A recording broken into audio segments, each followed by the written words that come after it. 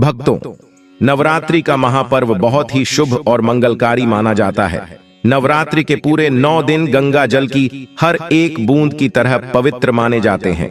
ये शुभ समय भक्तों के जीवन में खुशियों की सौगात लेकर आता है। भक्तों, आपको बता दें, 2024 में इस साल मां दुर्गा पालकी पर सवार होकर आएंगी। पालकी की सवारी को शुभ माना गया है। हालांकि इसे आंशिक महामारी का कारण भी माना गया है। शास्त्रों में वर्णित है तथा मान्यताओं के अनुसार अगर शारदीय नवरात्रि पर यदि माता दुर्गा का आगमन उनके वाहन सिंह पर नहीं बल्कि पालकी पर होगा तो मान्यता है कि माता दुर्गा का पालकी पर सवार होकर आना बहुत ही शुभ और कल्याणकारी माना जाता है। जीवन सुखमय हो जाता है। भक्ति का भरपूर लाभ भक्त जनों को मिलता है। भक्तों, इस बार नवरात्रि पूरे 9 दिनों तक मनाई जाएगी, न एक भी दिन कम न ज्यादा। पूरे 9 दिनों तक मनाई जाएगी।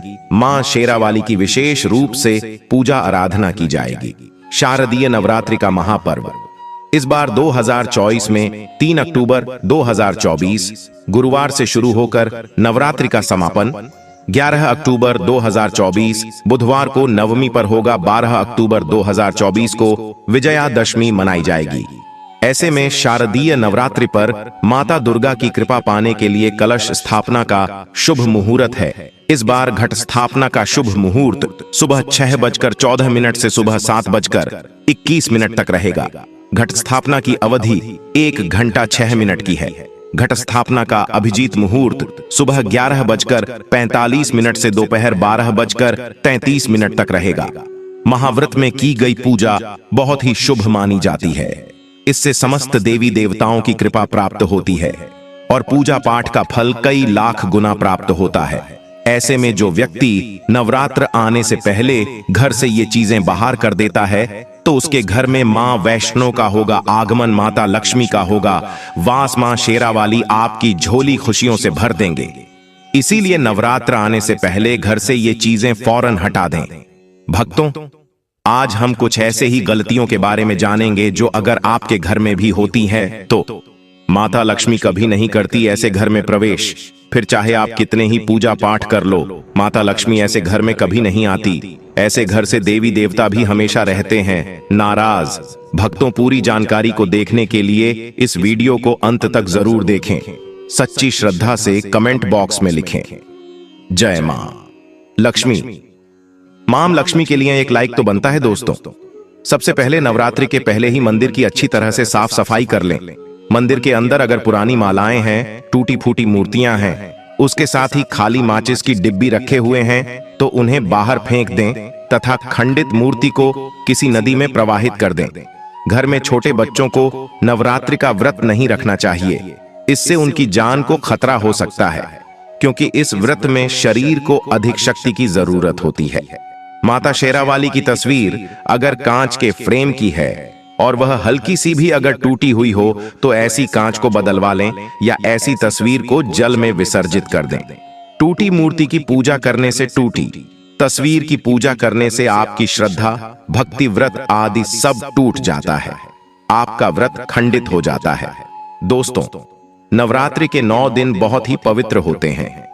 नवरात्रि के 9 दिनों घर को साफ सुथरा और पवित्र रखना अति आवश्यक है। इसीलिए नवरात्रि के 9 दिनों में ब्रह्मचर्य का पालन किया जाता है और तामसिक भोजन ग्रहण नहीं किया जाता। नवरात्रि के 9 दिनों में माता रानी के भक्तों को प्याज, लहसुन, मांस, मदिरा और अंडे से दूर रहना चाहिए। अधिकतर भक्त नियम का पालन भी करते हैं, लेकिन वह एक गलती कर बैठते हैं। वो नवरात्रि के 9 दिनों में अपने घर इन अपवित्र चीजों को रख लेते हैं। ऐसा भूल कर भी नहीं करना चाहिए। भागवत पुराण के अनुसार नवरात्रि के 9 दिनों तक माता रानी अपने भक्तों के घर में वास करती है। अगर आप भी चाहते हैं कि माता रानी आपके घर में वास करें तो आप अपने घर के वातावरण को पवित्र रखें और नवरात्रि शुरू होने से पहले ही अपने घर से प्याज, लहसुन, मीट, अंडा और मदिरा को बाहर निकाल दें। अपने घर को साफ रखें। इन वस्तुओं को घर से बाहर निकालने के बाद अपने घर में गंगा जल का छिड़काव अवश्य करें। भगवत गीता में भगवान कृष्ण कहते हैं, बगैर गंगा जल छिड़काव कोई भी मंगल कार्य सफल नहीं माना जाता। गंगा जल का छिड़काव स्वयं भगवत गीता में श्री कृष्ण ने बताया था। अगर आपके घर में गंगा जल ना हो तो मार्केट से गौमूत्र ला सकते हैं और गौमूत्र लाकर आप गौमूत्र का अपने घर में छिड़काव करें। बस थोड़ा सा पानी में डाल लें, इससे आपके घर का वातावरण पवित्र हो जाएगा। घर में मौजूद नकारात्मक ऊर्जा भी नष्ट हो जाएगी और जिस घर में वातावरण पवित्र होता है और नकारात्मक ऊर्जा नहीं होती, वह माता रानी का वास सदैव होता है। नवरात्रि के पहले आप अपने पूरे घर की अच्छी तरह से साफ सफाई कर लें। घर में जो भी फालतू सामान है, फटे पुराने कपड़े, उन्हें बाहर निकाल दें। घर में बेकार पड़ा सामान नकारात्मक ऊर्जा लाता है, इसीलिए गंदगी बिल्कुल भी न करें। धूप दीप जलाकर वातावरण को स्वच्छ रखें। दोस्त, माता के आगमन के लिए घर का दरवाजा जरूर सजाना चाहिए। इससे माता आकर्षित होती है और घर के द्वार में प्रवेश करती है। मां के आगमन के लिए द्वार को फूलों से सजाना। दोस्तों, कई लोग ऐसे हैं जो माता रानी की चौकी कागज बिछाकर बनाते हैं, जो कि बिल्कुल गलत माना गया है। माता की चौकी के लिए आप नीचे लाल कपड़ा बिछाएं। काला कपड़ा और सफेद कपड़ा भूलकर भी नहीं बिछाना चाहिए। ध्यान रखें, कपड़ा फटा भी नहीं होना चाहिए। भक्तों, अगर आपके घर में देवी देवताओं की खंडित मूर्ति, दिया या फटा हुआ चित्र अगर हो तो उसे किसी पवित्र नदी में विसर्जित कर दें, क्योंकि ऐसी मूर्तियां और चित्र दुर्भाग्य लाती हैं। देवी देवताओं की खंडित मूर्ति की पूजा न करें और ना ही उन्हें घर में रखें, क्योंकि उन्हें घर में रखना बुरा माना जाता है। भक्तों, वहीं अधिकतर लोग अपनी छत पर या घर के मुख्य दरवाजे के आसपास कबाड़ इकट्ठा कर देते हैं। ऐसा करना अशुभ माना जाता है। अगर आपने भी अपने घर में घर के मुख्य दरवाजे पर या छत पर या फिर खासकर घर की उत्तर दिशा में कबाड़ इकट्ठा कर दिया है, तो नवरात्रि शुरू होने से पहले उस कबाड़ को घर से अवश्य ही निकाल दें। भक्तों, यदि आपके घर कोई भी बंद घड़ी है तो नवरात्रि शुरू होने से पहले उसे अपने घर से हटा दें और नई घड़ी ले आए या उसकी मरम्मत करवा लें। घड़ी को प्रगति का प्रतीक माना जाता है। बंद घड़ी समय से पीछे चलने वाली हमारी प्रगति में बाधा डालती है। इसीलिए नवरात्रि शुरू होने से पहले ही आप बंद घड़ी को घर से बाहर निकाल दें।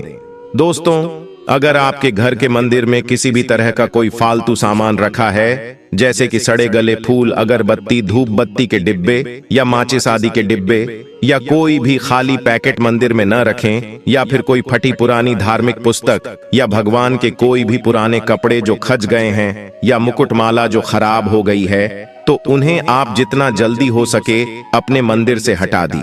नवरात्रि से पहले आप अपने मंदिर की और मंदिर के आसपास की साफ सफाई अवश्य ही करें, तभी माता रानी की चौकी स्थापित करें।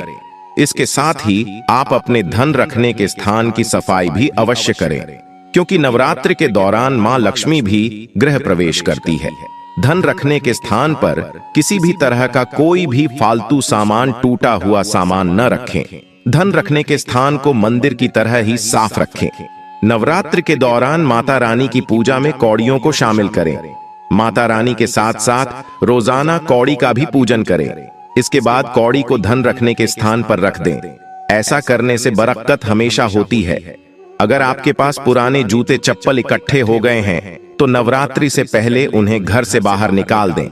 पुराने जूते चप्पल की अशुभता के कारण ही घर में नकारात्मक ऊर्जा आती है और घर में अशांति और तरह का माहौल रहता है। नवरात्रि आने से पहले घर से निकालना न भूलें।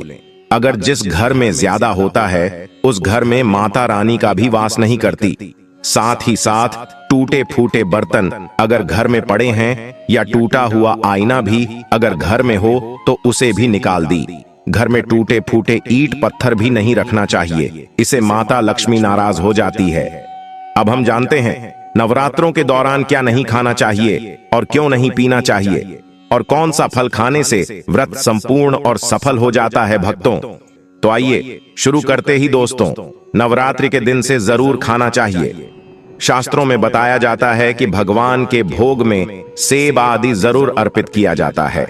अगर आपका व्रत है तो आपको केला, पपीता, तरबूज और मीठे अंगूर जरूर खाना चाहिए। इन फलों से व्रतधारी को शक्ति मिलती है और व्रत संपूर्ण हो जाता है। शास्त्रों में बताया जाता है कि नवरात्रों के दिनों में सीताफल जरूर खाना चाहिए। सीताफल खाने से 10 ऐसी बीमारियां हैं जो खत्म हो जाती हैं। माना जाता है कि नवरात्रों के दिनों में सीताफल का घर में प्रवेश होना बड़ा ही शुभ माना गया है। सीताफल खाने से नवरात्रि का व्रत सफल हो जाता है, क्योंकि इसमें माता सीता का आशीर्वाद मिला हुआ होता है। नवरात्रि के दौरान सीताफल खाता उसे दुखों का सामना नहीं करना पड़ता। सीताफल आपको जरूर खाना चाहिए। भक्तों, नवरात्रि के 9 दिन शक्तिमान दुर्गा को समर्पित होते हैं। नवरात्रि के 9 दिन माता रानी के 9 अलग अलग स्वरूपों का पूजन किया जाता है। नवरात्रि के 9 दिनों में माता रानी को अलग अलग स्वरूप के हिसाब से अलग अलग भोग अर्पित किए जाते हैं। लेकिन क्या आप जानते हैं, कुछ ऐसी वस्तु हैं जिन्हें नवरात्रि के दौरान भूल कर भी माता रानी को अर्पित नहीं करना चाहिए। अगर इन वस्तुओं को आप गलती से भी माता रानी को अर्पित कर देते हैं तो आपको व्रत और पूजन का पूर्ण लाभ नहीं होगा। इसीलिए माता रानी की कृपा प्राप्त करने के लिए आपको यह जानना अति आवश्यक है कि वह कौन सी ऐसी वस्तु है जो माता रानी के पूजन में भूल कर भी इस्तेमाल नहीं करना चाहिए। तो आइए मां का जयकारा लगाते हुए वीडियो को शुरू करते हैं। भक्तों, नंबर 1, नवरात्रि के दौरान शादीशुदा महिलाओं को सफेद कपड़े पहनकर पूजा पाठ नहीं करना चाहिए। साथ ही साथ काले कपड़े भी नहीं पहनना चाहिए। इससे पूजा व्रत आदि खंडित हो जाती है। माता की चौकी जब आप लगाएं तो उसके नीचे कागज नहीं लगाना चाहिए। माता की चौकी हमेशा लाल कपड़ा बिछाकर ही बनाना चाहिए। हमेशा याद रहे, नवरात्रों के इन 9 दिनों तक व्रतधारी को अपना आसन चौकी के आगे ही लगाना चाहिए और मंदिर को नवरात्रों के दौरान अकेला नहीं छोड़ा जाता। बहुत ही अशुभ माना जाता है। इससे दुर्गा माता नाराज हो जाती है और हमेशा के लिए चली जाती है। भक्तों, नंबर 2, नारियल। हिंदू धर्म में नारियल को समृद्धि, धन, श्रद्धा और सम्मान का सूचक माना जाता है। नारियल को श्रीफल भी कहा जाता है। नारियल को सुख समृद्धि में वृद्धि करने वाला माना जाता है। नारियल का हर मांगलिक कार्य में विशेष महत्व होता है। जैसे कि आप सभी जानते हैं कि माता रानी के कई मंदिरों में नारियल से बलि भी दी जाती है और माता रानी के पूजन में नारियल का इस्तेमाल हम सभी करते हैं। खासकर कलश की स्थापना नारियल रखकर ही की जाती है। माता रानी के पूजन में हम नारियल इस्तेमाल करते समय कुछ गलतियां कर बैठते हैं। भक्तों, नारियल कई प्रकार के होते हैं। एक हरा, दूसरा सूखा, जिसके अंदर पानी होता है। जिस नारियल के अंदर पानी होता है, माता रानी के पूजन में सदैव पानी वाला और जटा वाला नारियल ही इस्तेमाल करें। नारियल का पूर्ण होना चाहिए। नारियल चटका हुआ या टूटा हुआ नहीं होना चाहिए, क्योंकि साबुत नारियल ही पूर्ण और पवित्रता का प्रतीक होता है। साबुत नारियल ही सुख समृद्धि का प्रतीक होता है। साबुत नारियल को ही श्रीफल यानी कि मां लक्ष्मी का फल कहा जाता है। नवरात्रि में माता रानी के कलश की स्थापना करते समय जटा वाला यानी पानी वाला नारियल ही कलश पर स्थापित करना चाहिए। साथ ही यह ध्यान रखना चाहिए कि नारियल को सदैव कलश के ऊपर लेटा कर रखना चाहिए। घट स्थापना करते समय कभी भी नारियल को खड़ा करके नहीं रखा जाता। नारियल को सदैव लेटाकर कलश के ऊपर रखा जाता है। साथ ही नारियल को स्थापित करने से पहले आप नारियल को लाल कपड़े में लपेटकर उस पर लाल चुनरी ओढ़ाकर आप नारियल को कलश के ऊपर स्थापित करें। शास्त्रों के अनुसार कलश के ऊपर जब सही तरीके से नारियल रखा जाता है और सही प्रकार का नारियल रखा जाता है, तब यह व्रत और भोजन का पूर्ण फल प्राप्त होता है। यह भी ध्यान रहे कि महिलाएं माता रानी को नारियल अर्पित कर सकती है, लेकिन कभी भी माता रानी के सामने नारियल को भूलकर भी नहीं वधेरना, क्योंकि नारियल बीज रूप होता है और स्त्रियां बीज रूप से ही शिशु को जन्म देती हैं। इसीलिए कभी भी महिलाओं को नारियल नहीं तोड़ना चाहिए। नवरात्रि में माता रानी का व्रत और पूजन किया जाता है, लेकिन नवरात्रि के दौरान सबसे ज्यादा महत्व होता है कन्या पूजन का। दोस्तों, माना जाता है व्रत और उपासना से माता रानी इतना पसंद नहीं होती है जितना कि कन्या पूजन से होती है। नवरात्रि में छोटी छोटी कन्याओं को माता रानी का स्वरूप माना जाता है। कन्याओं को भोग लगाया जाता है, उन्हें प्रसन्न किया जाता है और बदले में आशीर्वाद मांगा जाता है। कन्याओं को प्रसन्न करने के लिए गिफ्ट आदि उपहार वगैरह दिए जाते हैं। माना जाता है अगर कन्याओं को कोई भेंट दी जाए और उसे खुशी खुशी स्वीकार कर ली तो इसका मतलब है माता रानी अर्थात माता वैष्णो ने भेंट स्वीकार कर ली, जिन पर कन्याएं प्रसन्न होती हैं। तो समझो उन्हें माता रानी का आशीर्वाद मिल गया और माता रानी की कृपा से उन्हें मुंह मांगा वरदान प्राप्त होता है।